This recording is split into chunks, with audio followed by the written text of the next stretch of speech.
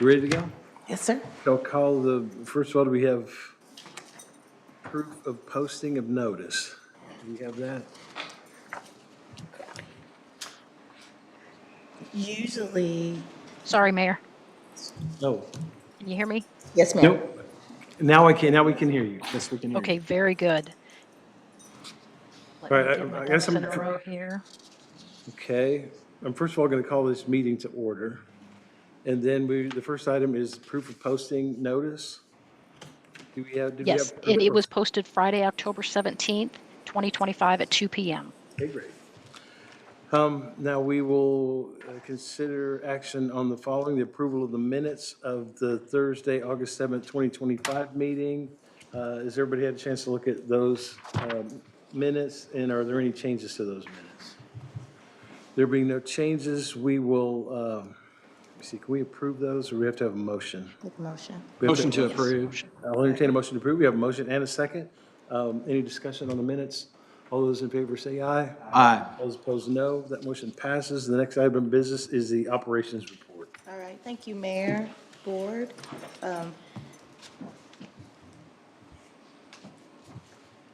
He'll put the presentation up. I want to hit a couple of high points with regards to our ridership for the fiscal year. we had a 14% increase on our rural commuter services, and there was a 6.4 increase in the overall rules. So when we look at these numbers, you guys will see how that robust hiring campaign that we started pushing back in April, May. It takes about 6 to 8 weeks for the training to be completed, to get the operators on. And next slide, please. All right, and so if you guys look, you can see how we started moving, more people starting in June. That was the increase that I wanted you guys to be aware of from fiscal year 2024.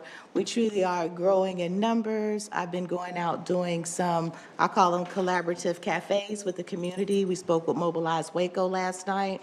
I just want to make sure they know what we have, what we're doing, and to make sure that they're engaged to communicate with us if there are any obstacles or barriers to the rural services that we provide. So we're doing really well, and we just hope that we could continue with this momentum, because that equates to extra funding when we have more ridership.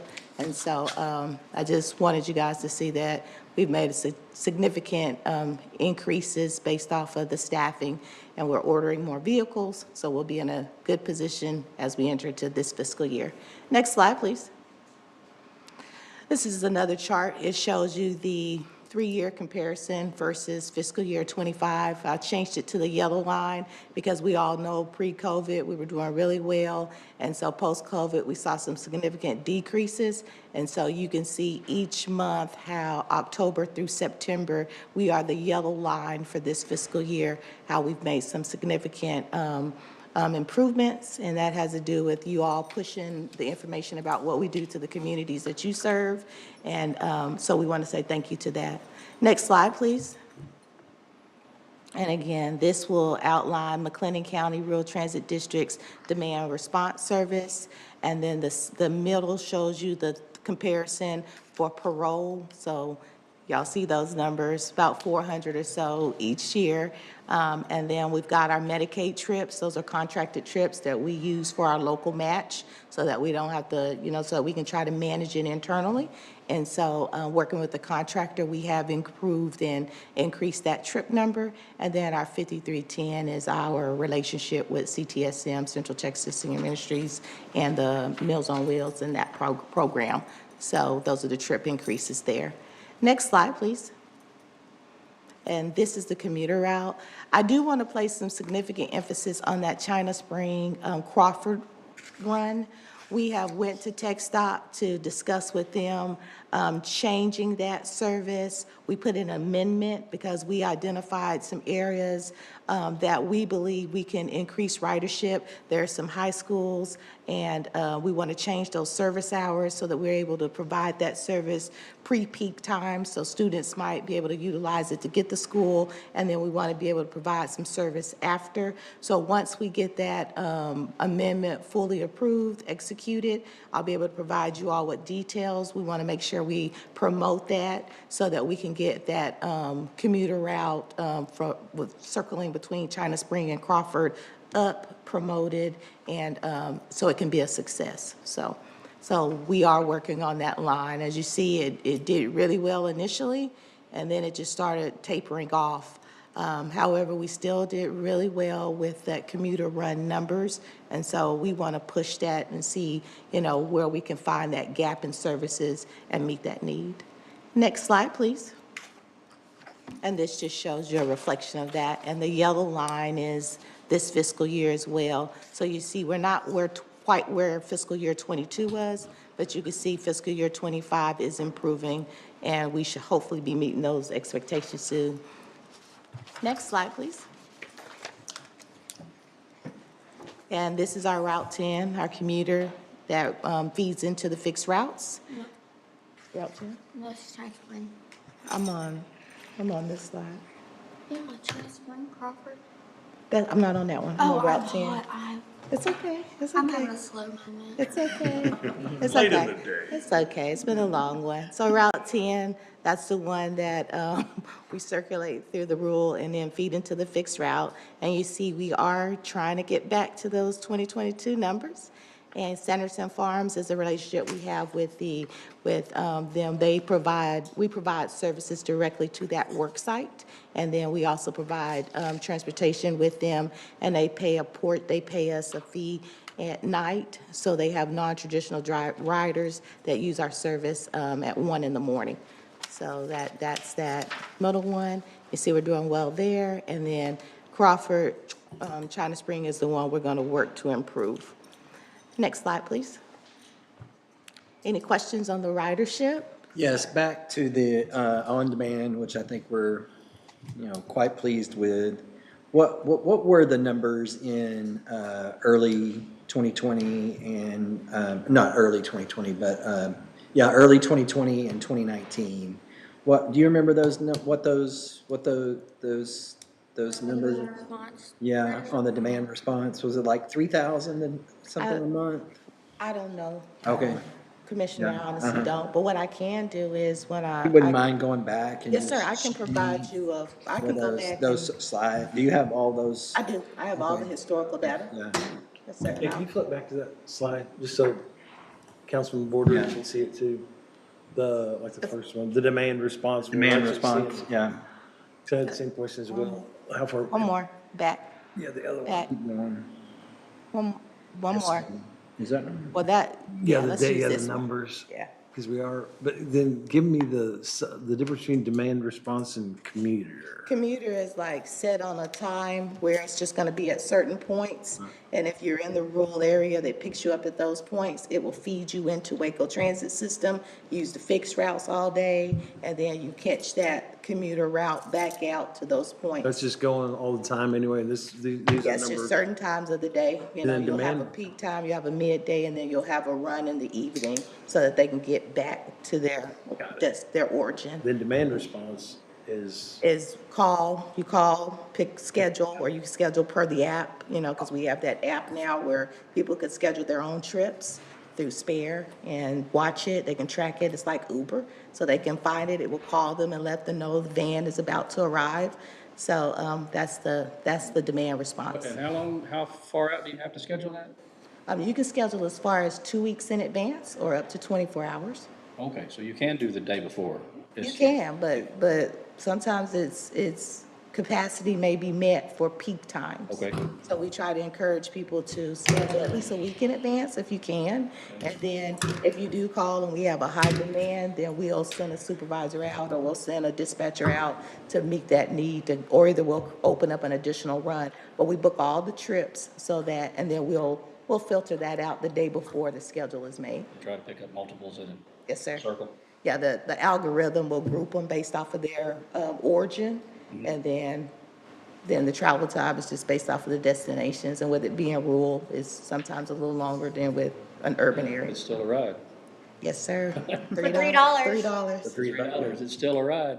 Honestly, so when we put this all together in 2015, Yes, sir, when you guys changed. so what we saw is that there were places where people couldn't get a ride, and this fixed that. And unfortunately, it was working well until COVID, and then COVID blasted it out. just killed it. But now the And trends. now this is, I'm really excited about. Agrees. Thank you, Commissioner Jones, means a lot. That's really good to see, and it's based on the fact that we are able to hire people and get people hired now. It sounds like to me more than anything, so. Yeah, and We're able to add capacity, so. Yes, sir. Well, we're promoting it. I mean, we are on websites. We're doing, like I said, the Collaborative Cafe, where we're going out speaking to community groups. I mean, in the rural area as well. We really want them to know what we have and what's available, because a lot of times it's about just knowing. And so a lot of groups are helping us get the word out. So thank you all for your help as well. All Great. right. Any questions of staff on the ridership program report? I'll entertain a motion to accept the report. Second. Motion is second. Any discussion on the operations report? There being no discussion, I will call for a vote. All those in favor say aye. Aye. All those opposed, no. That motion passes. The next item on the agenda is the financial report. Serena and Jana. All right, the financials I provided are through September. But keep in mind, the city hasn't officially closed September yet, so there may be some adjustments still coming, accruals, things like that. The revenues do not reflect any of the grant revenues for September. We don't, record those until we submit them to TxDOT for reimbursement. So that is, it is showing that we aren't covering all the costs right now, but that's just because the grant revenues are not included. I just want to make sure I reiterated that to y'all. Overall, we did have additional 5311 in state though, which is exciting. That was from previous award years. And then we implemented a new payroll software in August, which is allowing us to get a more accurate reading on like support staff hours and allocations to rule versus manually we are calculating it and just doing a manual transfer. And now we're using an actual payroll system to allocate those hours and job costing, which is also job costing the benefits as well. So we're getting a true read on what support staff is costing. So although some of these wage and benefits accounts have exceeded the budget set, if you look at the very end, we still were within budget. And if you adjust based on other accounts that have like a surplus of funds, we're balanced. We didn't exceed our budget for the year, so we came over right under it. I think it's $8,278 short of it. But as we use this new software, I think it'll help us get a better, true understanding on the cost of support and operations. And like she said, with the new more and more service, the more and more the cost is going to be. So yes, we're putting more service out, but that's going to cost some money. And with Paycor, that's the software that we moved from, because we were using spreadsheets, and then we were just trying to import those hours from the spreadsheet. We just did not have a payroll software. And so this allows us to do better reporting. It's a lot cleaner. And so you will see over time where these accounts are, they all balanced. We're not over budget. But when we did the budget, we just projected based off of a % of increase. And so now we may have had an individual that was being charged under operations because they were doing, like Medicaid billing. We're really trying to allocate that over to admin cost instead of it just falling on the operations.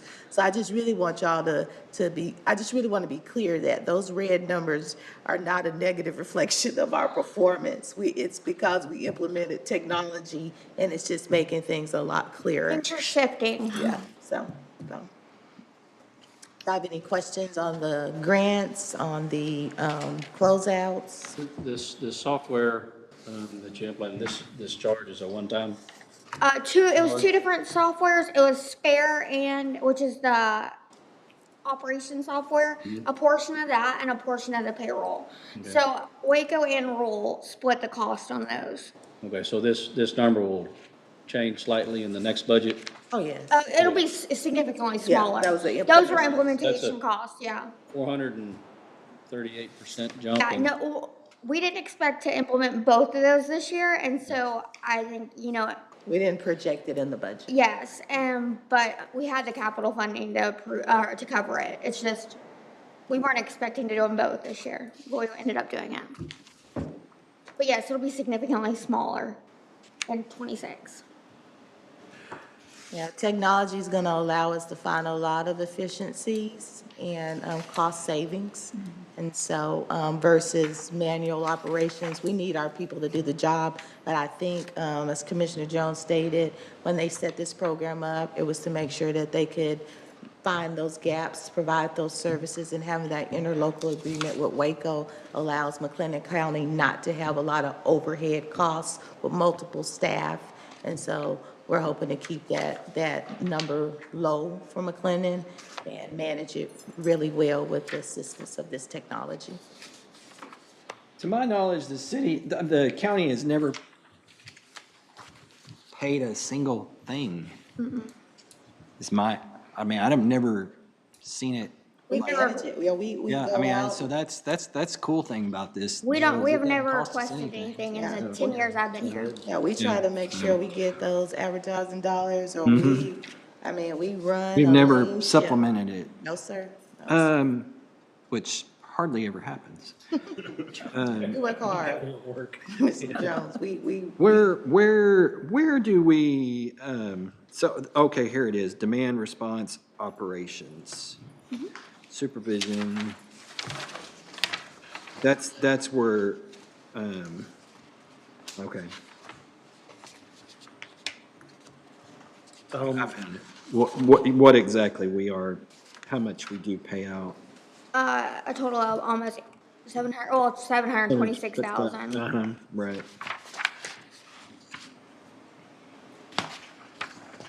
Yeah, we try to put all this, we try to put all this funding that we get back into service delivery. Some people have to pay a high overhead, or they pay that, Right. indirect, and, We do have a small indirect to the city, and that's for financial services. They help, things like that.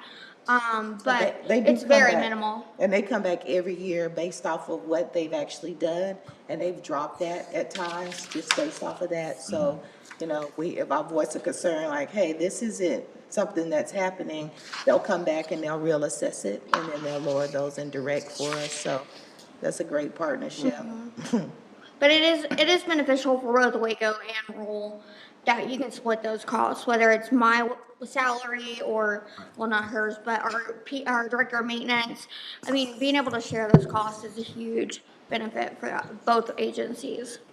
I guess one question I've got that kind of relates to the conversation we've had in Metropolitan Planning Organization Policy Board is, would our region hitting that 200,000 to make it a TMA, a transportation management area, Yes, sir. would that affect the funding of our rural Not transit? it's gonna affect Waco Transit, because Waco Transit will not be eligible for the amount of state funding that it receives now. Rural is a separate, different. it's different. So that like designation shouldn't affect these Not state and rural. federal funds that Not will. 53, not 5311, no, sir. Correct. Okay, thank you for that, thank you for that. It was Yeah, just- but Waco would, is gonna be Waco, significantly yes, it's impacted. like, what, it's gonna be 6 a whole new million? world. Yeah, it's gonna be something else. Yeah, that's right, and that could be. Well, and I think ultimately that will affect Because they're shared the rural, operations. yeah, because of Well, the. well, as far as funding because- goes, because we get the state match for the urban side Yeah. that we can use that assists with that local match side. And so when we go over that the 200,000 population, then we will lose that state side funding for Waco Transit. We'll have a significant decrease. But rural. You don't think it'll affect the rural? I don't think it'll affect our funding, Not our but I funding. think the costs are gonna be a little, I don't wanna say skewed, but like the support, we'll just have to reallocate like the support costs and things like that we're sharing. But we do that off a percent of time spent on Each rural. service. So it's not like just because they lost that funding, now Yeah. it's like, okay, now we're gonna increase that on McLennan. It's Yeah, gonna no, be I have the to, same I way have to it is. show supporting documentation based on our time cards or time sheets and project management, like the labor codes. I have to submit all of that to TxDOT for us to get reimbursed. So it's not like we're just pulling You numbers can't- out of the sky. Yeah, you can't shift though. I would Okay. have a clear historical data to show that.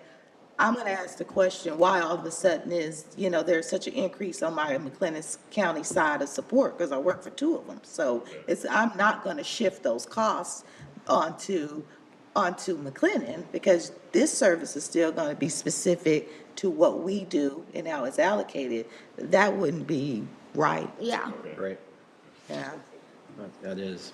yeah, it wouldn't be right. We put as much as we can back into the rural service, so. And we plan to continue to do that. And Yeah, be that's able like to our main show goal. you- Show you numbers and the data, not because Waco dealt with something different. Because I try to tell them that you have to think of it as if Waco wasn't here, and you have to see McLennan as if, McLennan wasn't there. So you have to still operate separately, Yeah. so. Okay. A great question. Yeah, just because we were talking about it, because for the, at least for the city's budget, that's a coming obligation that we're yeah. not currently taking on It- once it- the census Yes, sir. flips that switch. 2030. Yeah. 2030. Or earlier, I guess, if they make some kind of determination, but likely coming out of the census, right? It will, and generally what we'll do, we'll have a meeting at TechStop, and then they'll let us know about how they're gonna reallocate those costs, because it may not only be Waco shifting from a small urban to a large urban, it could be other systems, and then there could be systems that lost ridership, so they shift from a small urban to a rural, which will impact funding for rural, because then there may be more people in the pot, or it could be less people in the pot. So if it's less people, then we could get a larger, appropriate, from the state. So it's just all about the numbers. Okay. Yes, sir. Jen, I think you said this while I was reading something else, but the shortfall, the actual revenue of 1.8 million, and then the actual expenses of the 2 million, 1.98, 2 million. That's It's- because we're still waiting on some of these grants. Yeah, we don't All right. record the sorry. revenue from All right. TxDOT until we actually submit for reimbursement. And we have a pretty good feel that that's gonna be. Oh, it'll be covered. Oh, yeah, It's just, we were starting to have to make adjustments, like we projected at the beginning of the month, and then when we'd actually file the reimbursements, we'd have to go back in and make adjustments, and there was a lot of journal entries. And so the city, excuse me, the city and us, we just agreed that it'd be cleaner to just do it when we actually submit the reimbursements going forward. Got it. It looks like there's plenty of budgeted revenue there that needs to be. Oh, yeah, there's still plenty of money on the balances, it. especially because our state grants restart in September, so technically speaking, your September months that are in 25 are covered on the new year grants for the state. Okay. and we reviewed these budgets, monthly. So- Probably more often than Yeah, that, but. I look at the hours and I look at the money every day, and I'm sending emails, so if I see a big shift, or if I'm looking at the request for reimbursements, because I have to sign off on those, and I see something that's kind of like not right, I'm gonna get into it then. I'm not gonna let things build up, and then y'all are asking me something like in January that happened in November, and I'm like, oh, let's figure it out. I'm gonna look at those numbers every month, so you guys know that, if it's something that we need to be responding to, good, bad, or indifferent, I'm gonna be totally transparent and communicate that to this board at all times. Okay. Any other questions for staff? With that, I'll entertain a motion on the financial report. Motion to accept for recording purposes? You have a motion and a second to accept that financial report. All those in favor, is there any more discussion on this? Okay, I always forget that one. No discussion. I will now entertain, I've already entertained the motion. We will now vote. All those in favor say aye. Aye. All those opposed, no. That motion passes. We now move to the next item, which is approvals and ratifications of grant apps, certs, grant-related matters, and I will turn it over to Ms. Stevenson. Okay, so, we're gonna talk about our drug and alcohol policy. We have an annual audit for our finances, for our drug and alcohol, and so this policy has not been, approved or viewed by the board since June of 2023. So generally, every 2 years, we bring it back up. We had to make some changes to some definitions, some verbiage that the Code of Federal Regulations required us to update and change. There was, we used the same policy as Waco, and so we made those changes. We'll be taking it to the Waco board, and so this is an ideal time to get this approved, the changes. I can send out the red line version if you guys want me to you, so you can see it, but we did send out the updated one. But basically, again, there was some definitions that they wanted us to update. For example, there was chain of custody. There was something like the procedure used to document the handling of urine and/or oral fluid. They asked us to take that verbiage out and just say the procedure used to document the handling of drug specimen. So those were the kind of little changes that we made throughout the document, but we didn't make any changes as far as the policy that I would need to make sure y'all are aware of, like a percentage of testing that has to be done went from this percent to that percent. We didn't do any changes like that. It was basically verbiage to match up with the Code of Federal Regulations. And so I just wanted to bring it to y'all with the new verbiage and ask for you to approve that so we can upload it to TxDOT and show that we presented that to the board. But I can, when I send out the 5 years, or I can go back further, I can send y'all the red line version if you get bored and want to read 66 pages. But I didn't want to print 66 pages times however many on a red line copy. Just real quick for, I guess, relatively newer board member, what is the substance abuse program? So Waco Transit, McLennan County Public Transit, we have a zero tolerance for drug and alcohol abuse. Among riders or employees? Yes, employees. Yeah, this is for employees. Okay, okay. Yeah. And so we are required by the FTA to do a certain specimen count Okay. each month. If you have a CDL, if you don't have a CDL, we can't dilute that pool. And so there's just things like we have to stay on top of to make sure we're compliant to get the federal funding. We also have a triennial review where they come in and they look at our federal audits for the finances. They look at our drug and alcohol audits. We have those every year, and we pass them with, with no issues. I mean, sometimes there may be where they did a drug and alcohol test, and they may have coded it as a DOT test when basically the testing didn't require it to be a DOT testing, but they may have did one. So there may be things like that. DOT testing is a higher level of testing than just a drug test. And so that will cost us more. So they let us know that, if the vehicle wasn't towed off, if the person wasn't injured and taken away from the site with injuries, if the person, if we can discount the operator to say that they had no fault in an accident, like if we get rear-ended, we can discount our operator and the fact that they didn't contribute to that accident, so that would be one that you don't necessarily do a DOT drug test on, but we may want to do a drug test just depending on our arrival and how the individual may have been acting. So we have the discretion, but based off of the CFR, you don't have to do the DOT test. And so we may have got dinged because we did the DOT when we didn't. And so I'm trying to make sure the supervisors understand the difference in the cost, because everything is a cost. And so that's why, those are the type of things that we do an annual training with our supervisors.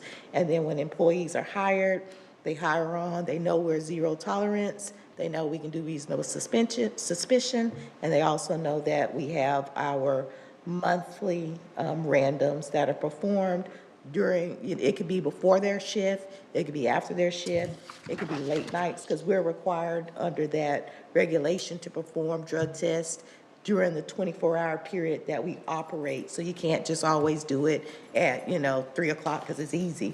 You've got to have a varied time. So, and we show up, we get the individual, we'll have a supervisor, somebody perform we'll have someone perform the route.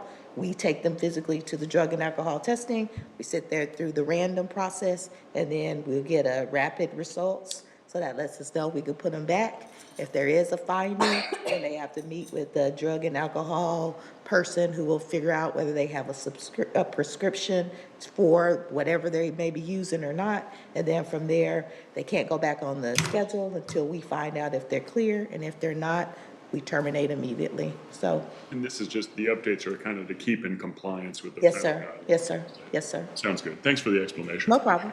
No problem at all. Any other questions for staff on this one? Yeah, I would suggest you go ahead and send the red line out with the Okay. other, Not a problem. just so we can breeze through it. There being no questions for staff, I'll entertain a motion on this McLennan County Rural Transit Substance Abuse Program policy. Move for approval. Second. A motion and a second for approval. Any further discussion? All those in favor say aye. Aye. All those opposed, no. That motion passes. Our last item is, are there any other additional items to discuss here today? The airing of the grievances, maybe? That's right. Yeah. George isn't here to pick on somebody else. Is there any items anybody wants to discuss? How's everything else going in the rural transit district? Great reports today. Yeah. Seems like. Glad to see that ridership there. As Commissioner Jones said, it seems like coming here sometimes you see those numbers dwindling, particularly that during post-COVID, it was sort of, wow, what are we going to do? Like, you have 2 people riding a month and stuff, but it's very encouraging. Any future agenda items for us? Okay. There being, our next meeting and the final meeting of 2025 will be Thursday, November 13th at 4:30. Is that right? 4:30 instead of 4? No, it should I have be 4. 4. I have 4:30 on the thing, but I'll assume it's Do we have 4. another meeting this year? One more. Okay. You said November 13th? 13th? That is what my notes say. All right. Thursday, November 13th at 4:30, but I'm assuming that's 4. Okay. And at that meeting, I can provide that historical, Okay, that'd be great. so that Yeah, way that's fine. everyone can see Send it. it, yeah, wait till then. Yeah. And I'll have the finalized financials too. By then, the city will close. Beautiful, yeah, great. Okay, there being no further business, we will adjourn this meeting at 4:35 PM.